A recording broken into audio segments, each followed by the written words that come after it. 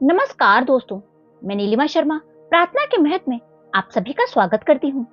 आज के हमारे इस वीडियो में मैं आपके लिए नवरात्रि के दूसरे दिन सुनी जाने वाली माँ ब्रह्मचारिणी की कथा लेकर आई हूँ। अगर आपको ये कहानी पसंद आए तो नीचे कमेंट बॉक्स में माँ ब्रह्मचारिणी की जय अवश्य लिखें। सनातन धर्म में नवरात्रि का खास महत्व है। मान्यताओं के अनुसार नवरात्रि के 9 दिनों में साक्षात जगत माता 9 दिनों तक पृथ्वी पर विचरण करती हैं और इन 9 दिनों तक माता के 9 रूपों की पूजा हर कोई करता है।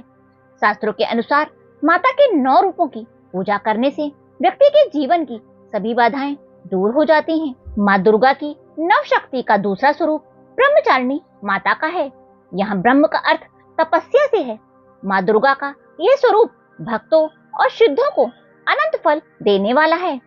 इनकी उपासना से तप, त्याग, संयम और सदाचार की वृद्धि होती है। ब्रह्मचारिणी अर्थात तप की चारिणी यानी कि तप का आचरण करने वाली देवी का यह रूप पूर्ण ज्योतिमय और भव्य है। इन देवी के दाएं हाथ में जाप की माला है और बाएं हाथ में ये कमंडल धारण किए हुए हैं। अब सुनिए मां ब्रह्मचारिणी की कथा। पूर्व जन्म में इन देवी ने हिमालय के घर पुत्री के रूप में जन्म लिया था और नारद जी के उपदेश से भगवान शिव को पति के रूप में प्राप्त करने के लिए घोर तपस्या की थी।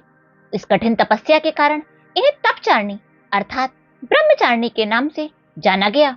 1000 वर्षों तक इन्होंने केवल फल फूल खाकर बिताए और 100 वर्षों तक केवल जमीन पर रहकर शाक पर निर्वाह किया। कुछ दिनों तक कठिन उपवास भी रखे और खुले आकाश के नीचे वर्षा और धूप में घोर कष्ट सहे। 3000 वर्षों तक सूखे हुए बिलपत्र खाए और भगवान शिव की आराधना करती रही।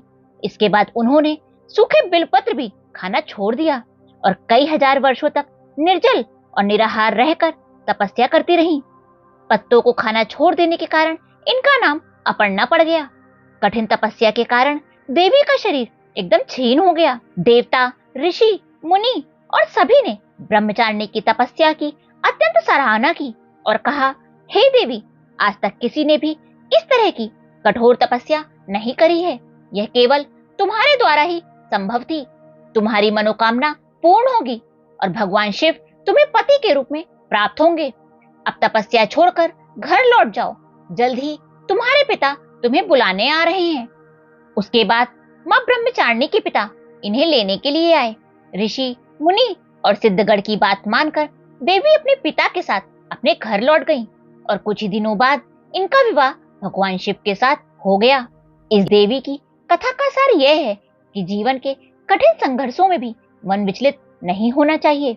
माँ ब्रह्मचारिणी देवी की कृपा से सर्व सिद्धि प्राप्त होती है। नवरात्रि के दूसरे दिन देवी के इसी स्वरूप की उपासना की जाती है। नवरात्रि के दूसरे दिन माँ ब्रह्मचारिणी की पूजा करने के लिए सबसे पहले ब्रह्म मुहूर्त में उठकर स्नान कर लें। पूजा के लिए आसन पर बैठकर माँ का ध्यान करें और माँ ब्रह्मचारिणी की पूजा में ज्यादातर लाल रंग का इस्तेमाल करना चाहिए। सबसे पहले स्नान के बाद लाल वस्त्र पहने, फिर जहाँ कलश की स्थापना की है वहाँ माँ की प्रतिमा के सामने ही एक दीपक जलाएं और माँ ब्रह्मचारिणी को रोली, अक्षत और हल्दी अर्पित करें। इसके बाद माँ को कमल व गुड़हल का फूल चढ़ाएं।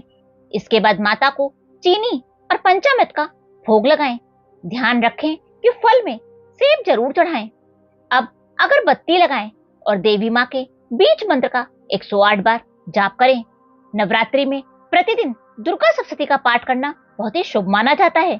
फिर अंत में देवी ब्रह्मचारिणी की कपूर से आरती करें। माँ ब्रह्मचारिणी को दूध और दूध से बने व्यंजन अति प्रिय होते हैं, अतः उन्हें दूध से बने व्यंजनों का भोग अवश्य लगाएं। माता को दूर्वा अर्पित ना करें क्योंकि देवी की उपासना में दूर्वा का प्रयोग वर्जित माना जाता है। माँ को लाल फूल, लाल चुंदरी व लाल चूड़ी अर्पित करें। माँ ब्रह्मचारिणी की उपासना से भक्त की शक्ति, संयम और त्याग में बढ़ोतरी होती है। माँ ब्रह्मचारिणी संकट में देवी भक्त को संबल देती हैं। दरअसल तप के जरिए माता ने असीम शक्ति प्राप्त की थी और इसी शक्ति से माँ ने राक्षसों का संहार किया था। माता के आशीर्वाद से भक्त को असीम बल मिलता है जिससे शत्रु का सामना करने की शक्ति प्राप्त होती है। बोलो माता ब्रह्मचारिणी की जय। बोलो माता दुर्गा की जय।